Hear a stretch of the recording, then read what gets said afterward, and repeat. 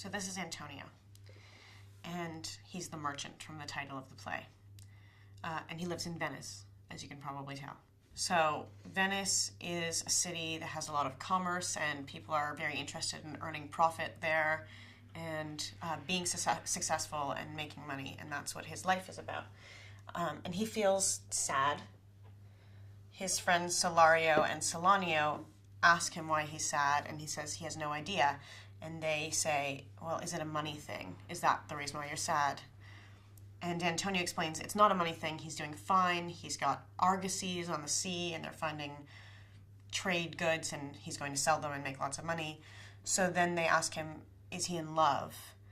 And he says, no, of course I'm not in love. I just said I don't know why I'm sad, so stop asking. So they leave him alone.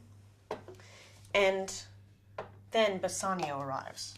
And Bassanio and Antonio are best friends, and they have this really special bond. And Bassanio has come to ask his friend if he can borrow money. He wants the money so that he can travel to Portia, the woman of his dreams, and woo her and convince her to marry him.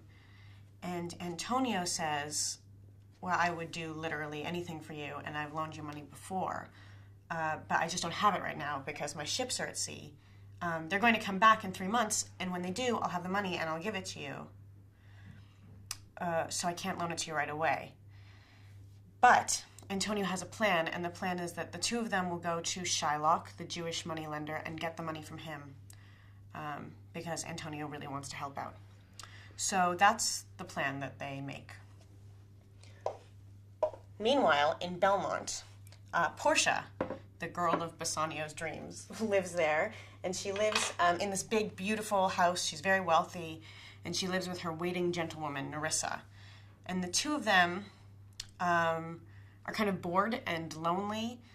Portia would really like to get married, but she can't, because before her father died, and he left her this great inheritance and all this money, he set out some very strict rules for how Portia can meet her husband. And basically, she's not allowed to refuse any suitors. She's not allowed to turn anyone away, and she's not really allowed to make up her mind herself. And that's very stressful, because there's this constant barrage of visitors coming to the house asking to marry Portia. So that's what the two ladies are talking about. And so far, they've been very unimpressed by all the suitors. Nerissa says, oh, like, what did you think of that German guy? And Portia's like, I hated that German guy. And she's like, well, what do you think of that French guy? And she's like, I hated that French guy. And so on and so forth with some racial stereotypes and racial profiling, because that's what these girls are like. And then Nerissa mentions a boy named Bassanio, who Portia had met once back when her father was alive. And Portia says, yeah, I really liked him. I wish he would come visit. And then a messenger arrives to tell them that yet another suitor has come. He's the Prince of Morocco. He's come all the way from Morocco to woo Portia. And Portia says, well, show him in. But we don't actually see that part of the story just yet. So, okay. So back in Venice, Antonio and Bassanio have to go ask Shylock, the Jewish moneylender, if they can borrow 3,000 ducats from him. And this is an awkward situation because the two Christian characters have never been particularly nice to Shylock. And in the world that they're living in Venice, everyone who's Jewish lives in another corner of town, a ghetto area, and the Jewish citizens aren't really allowed to do everything that they would enjoy doing. And basically one of the few careers that they can go into is like banking and money lending. So that's what Shylock does for a living. So when these two men come to him and say, can we borrow money? Shylock's response is to say, I'm really surprised that you're asking me for help because you've openly mocked me and made fun of me. And Shylock tells the audience, kind of as an aside, that he's not particularly fond of them either. He kind of hates all Christians. That's basically his attitude. But he, business is business, right? So the three men agree they're going to go to a notary and they're going to sign a contract And at the notary, they agree that Shylock will loan Antonio this money. It'll be for a period of 3 months. It'll be 3,000 ducats. And there has to be some kind of forfeiture. So if Antonio doesn't pay Shylock back, there's a penalty of some kind. And Shylock says, well, as a penalty, I would like a pound of your flesh. And Bassanio says, that's crazy. He doesn't want his friend to sign that contract. But Antonio's attitude is basically to assume it's a joke of some kind. Like, obviously, what will Shylock want with a pound of his flesh? His ships are going to be back in time anyway. So he's not worried. He actually kind of interprets it as an act of kindness. And so the three men sign that contract, and that's how Antonio gets the money, which he then gives to Bassanio. So, meanwhile, back in Belmont, Portia is still single and grumpy, and she's still complaining about her life with Nerissa, and they have this visitor who's a prince from Morocco. And Portia is not very interested in him for a number of reasons, including the fact that he's black. That doesn't appeal to her. But she has no authority to refuse any suitors because of the way that courtship with her is supposed to work. So she explains the rules of the courtship to the Prince of Morocco. And the rules are, he will have to choose from 3 caskets. A gold one, and a silver one, and a lead one. Inside one of the caskets is a beautiful picture of Portia. But if you choose wrong, then the prince will have to leave Belmont and vow to never woo any woman ever again. So Portia says, are you comfortable with the terms of that agreement? And the prince says, absolutely. Let me decide, lead me on. But just to build suspense, we don't actually get to see what happens right away. So,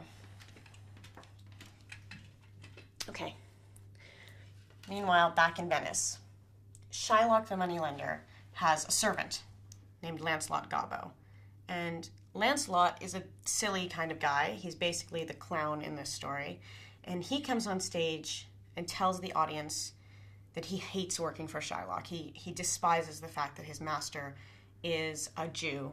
Not just any Jew, but the meanest, stingiest, most awful Jew. And he has this kind of wavering conversation with himself about how his conscience tells him he should stay with his master, the Jew, because, that's the right thing to do. But there's this little voice inside him that's constantly telling him, you should leave, you should leave.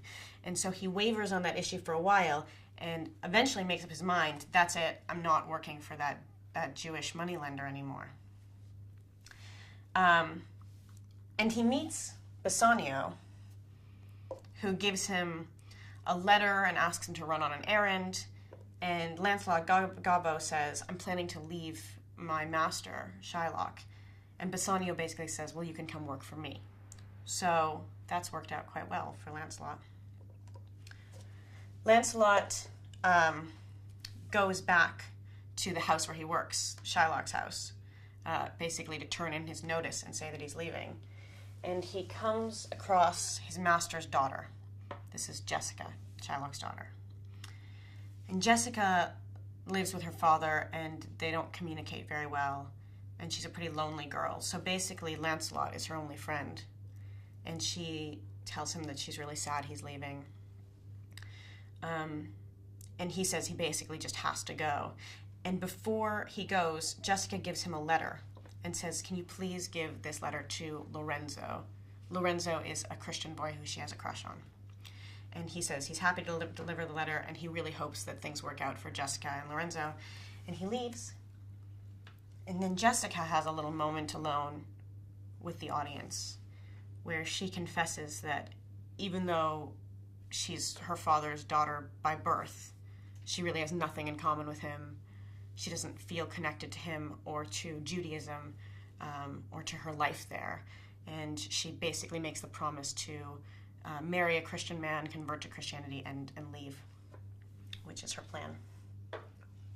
So meanwhile, back in Belmont, Portia and Nerissa are there with their 3 caskets, gold and silver and lead. And the Prince of Morocco is about to choose which casket his fate lies in. So he thinks really hard about this decision and eventually chooses to open the gold casket. And when he does, he finds that there isn't a painting of Portia inside. Instead, there's a skull, which obviously indicates that he made the wrong choice. So he feels very ashamed of himself, and he leaves, and the women aren't really sorry to see him go, and we never hear from him again in this story.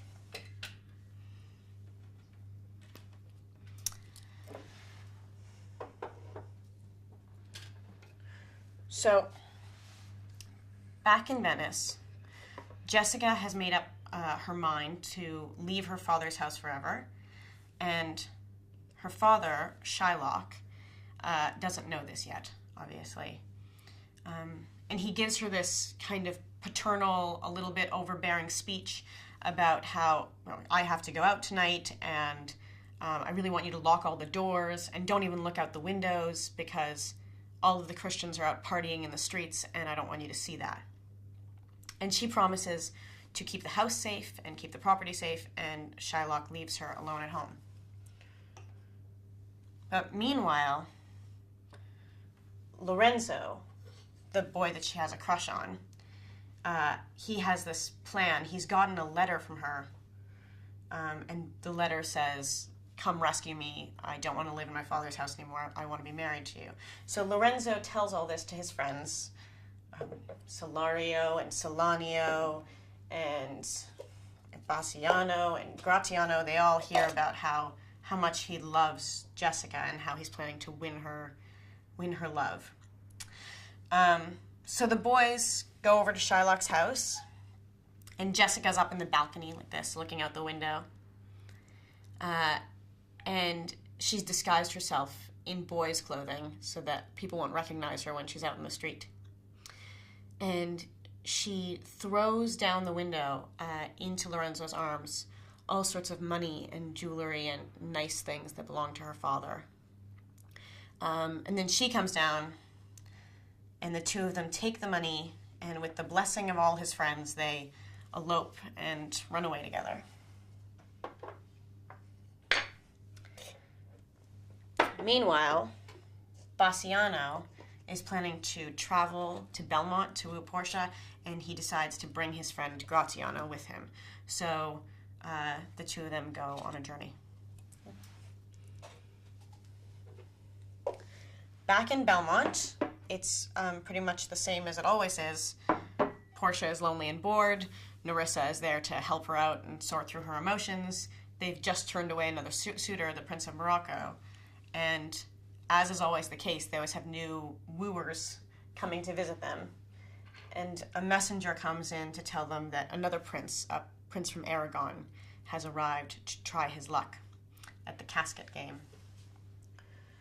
So they bring out the caskets, the gold one and silver one and lead one. And then the Prince of Aragon comes in. And he's kind of arrogant. He says, like, I already know the rules and I'm ready. Let me try my luck. So he looks at all these caskets and he chooses to open the silver one. And when he does, he sees that there's a picture of a fool inside, which obviously indicates that he made the wrong choice. So he feels very ashamed of himself. And he vows never to woo any women ever again. And he leaves, and the women are not sad to see him go, and that's the last we hear from him in the story. So that's going on, and I think Portia is starting to get pretty exasperated because this has been going on for years, and she's bored and would just like to meet the right man already. And amazingly, just then, a messenger arrives to tell her that Bassanio has come to Belmont, and the women are very happy about this. So things are looking up for them.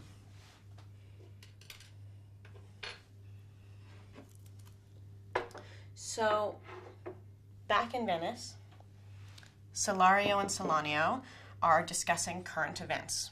And they tell each other about how incredible it was, how the gossip mill is going around, and everyone's talking about how Shylock came home to discover that his daughter was gone and a lot of his money was missing. And they tell each other the story about how Shylock went running through the streets yelling, "My daughter, my ducats, my daughter, my ducats." And just as they're talking about him, Shylock appears. And as you would imagine, he's just really upset.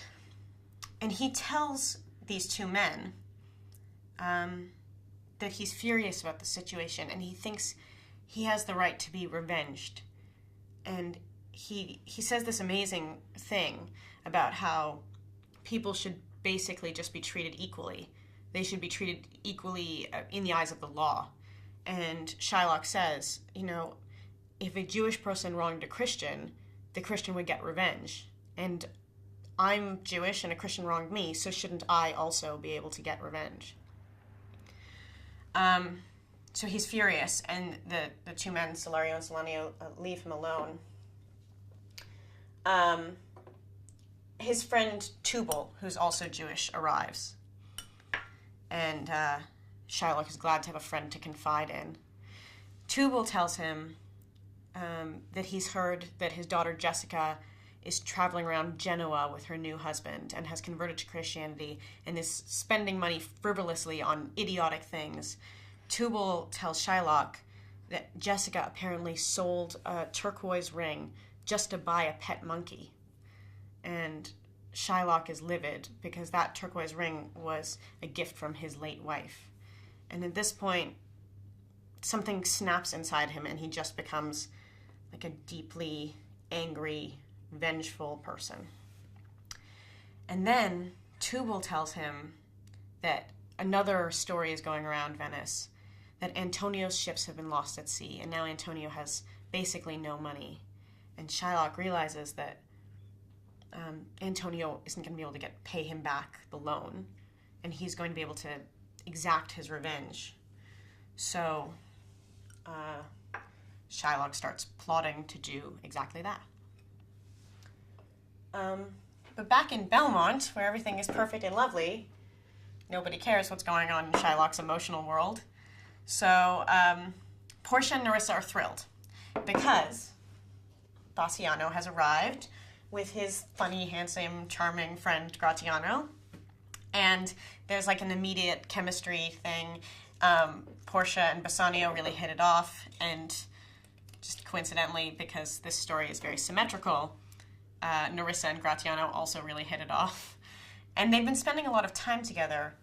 Portia is worried because if Bassanio chooses the wrong casket, he'll have to leave and she's never going to see him again.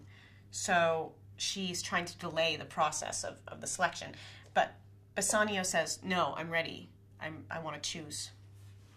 So they bring out the caskets, right? A gold one and a silver one and a lead one. And Bassiano thinks about it for a long time while he's making this decision. And while he's doing that, Portia sings a pretty sort of sad song about love. And Bassiano chooses the lead casket. And when he opens it up, there's this beautiful portrait of Portia inside, and he knows that he's kind of won the right to marry her. And he says some very beautiful things about how attractive she is and how lucky he is, and they're very happy. And they don't need these caskets anymore because that part of Portia's life is over. And just as they're celebrating this, Nerissa and Gratiano announce that they're planning to get married too. So that's great. And everyone's about to start celebrating when everything goes wrong and a messenger arrives with a letter. And the letter's from Antonio, and in the letter, Antonio tells his friend Bassiano, "I did everything for you. I've given my love and my money and my time for your sake. And now I'm in prison, and Shylock wants to take a pound of my flesh. And there's going to be a trial, and the least you can do is be there. So that really killed the mood, and the men realize that they have to leave and go to Venice and be there for the trial. And this makes the women annoyed. So all of this is going on. There's debates and problems in Belmont. It's a divided household. And to further complicate the issue, the eloped newlyweds have arrived at the house. That's Jessica, who's now Christian, and Lorenzo. So everyone's hearing this bad news. And basically, what they decide is that Bassanio and Gratiano will travel back to Venice for the trial. Lorenzo and Jessica will stay in Belmont and watch the house. And Portia and Nerissa say that they are going to spend the period while their husbands are traveling in a convent, enjoying some kind of peaceful, contemplative reflection. So before the men leave, the girls say, we're really worried that if you travel to Venice, you're going to cheat on us and meet other girls and that sort of thing, which is a weird concern for them to have, considering that the guys are going to a trial and it's not like they're visiting brothels or whatever. But anyway, that's their concern. So the girls each give their husband-to-be a ring, and they tell them, you better keep those rings safe because those rings are important and they symbolize our love and our fidelity. And the men promise to keep the rings safe, and they leave and go to Venice. And Lorenzo and Jessica stay in Belmont and watch the house. And Portia tells Nerissa that she has a plan.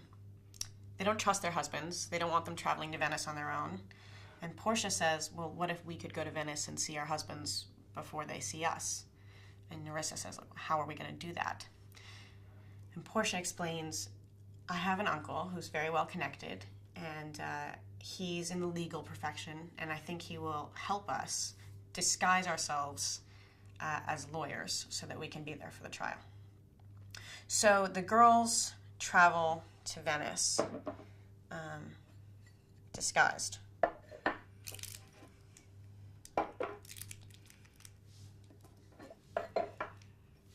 At the courtroom, Antonio is there, anxious and on trial and worried that his life is about to end. And Shylock is there, obviously, as well, because he's brought this suit against Antonio. And the person presiding over the entire trial is the Duke of Venice, who's watching the entire scene. And this is an incredibly high-profile trial. I mean, there's a lot of people around who are watching the action, and Antonio's best friend Bassanio is there, and so is Gratiano, and Solario and Solanio are there.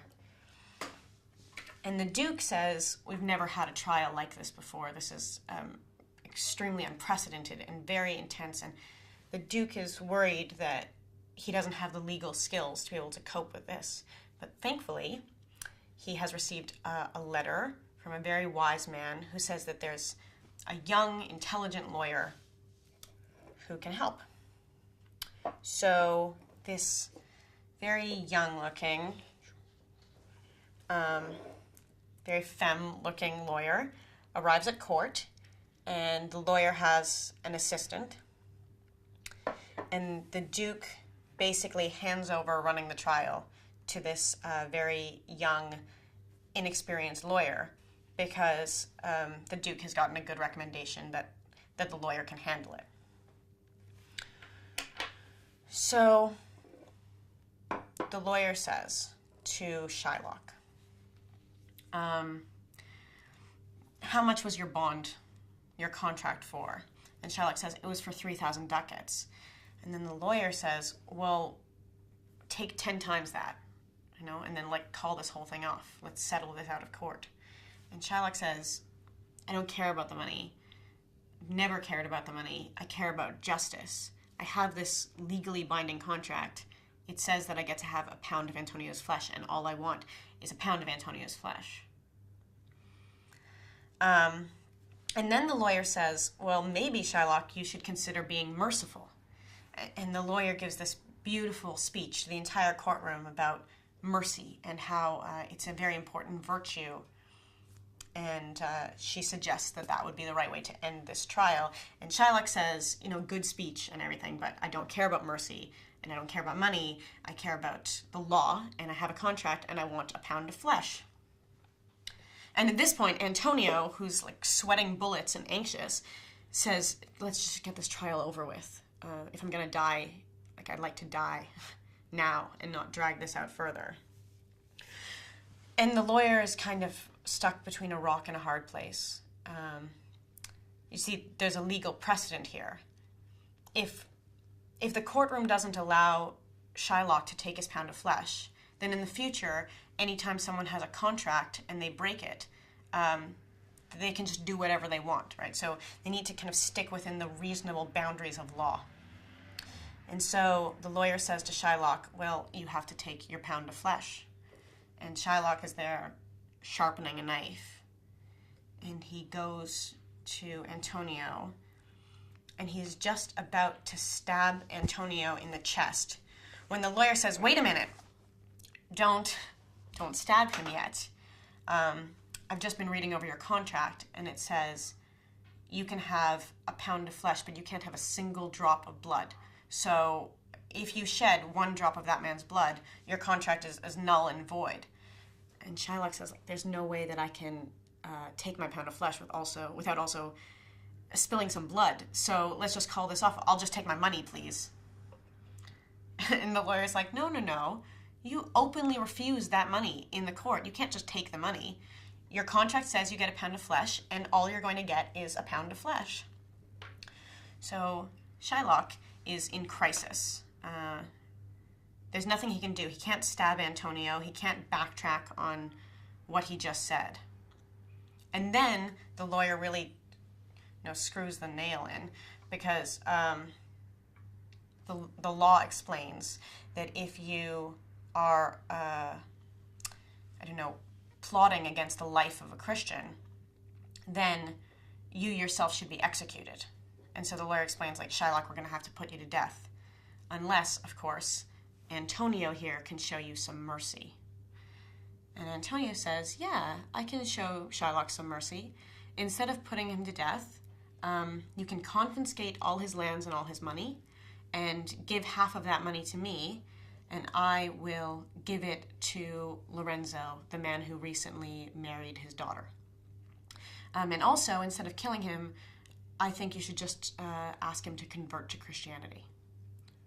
So Shylock, basically, to recap, has lost his home, his daughter, his livelihood, and his religion, and his connection to his community and his heritage. And so that basically kind of nullifies his existence as a human being. And he leaves the courtroom, and that's the last we ever hear from him in the story. Right, so the trial was very exciting, and all the people who came to see it were very impressed by everything that happened. And the Duke thanks the lawyer and the lawyer's assistant for doing such an incredible job. And Antonio is very grateful because he thought he was going to die, but obviously his life was just saved, so that's good. And Bassanio and Gratiano go to lawyers to thank them for doing such an amazing job and saving their best friend's life. And they say to the lawyers, we'd really like to give you a gift to thank you. And the lawyer's like, no, please don't give us anything. And they're like, no, we can give you some money, we can pay you. And they're like, no, we can't accept any payment. But we really like those rings that you're wearing. And then the men feel uncomfortable because they know that they just promised their wives that they can't give those rings away. But the lawyer and the assistant keep on, they're very insistent about this. Like, we just want those rings. We just saved your best friend's life. It's just a little trifling ring. Give us the rings. So Bassanio gives his ring to the lawyer. And Gratiano gives his ring to the lawyer's assistant. And then they head back to Belmont and start thinking of excuses to explain their behavior that they can tell their wives. And the lawyer and the assistant leave and travel back to Belmont as well. Meanwhile, back at the house, Lorenzo and Jessica are there. And they've been kind of playing house together this whole time and having a really romantic, newlywed honeymoon experience. And it's this beautiful starry night. And Lorenzo says to Jessica, "Isn't it wonderful out here? Don't you hear that beautiful music? Gosh, it's so great." And Jessica says, "I never really feel happy when I hear beautiful music," which is a weird thing to say. And we don't really get to find out very much about why Jessica is unhappy. Maybe she doesn't like music, or maybe she's just an unhappy person, or maybe she's starting to regret some of her life decisions, but that's neither here nor there because we're never going to find out why Jessica's unhappy. Because just at that moment, the lawyer and the assistant, who have very quickly changed their clothes, arrive back home. And they're welcomed back. And they say, "It's going to get really interesting when our husbands arrive." And just then, Bassanio and Gratiano return to the house. And they brought with them Antonio, who's very happy to have his life saved.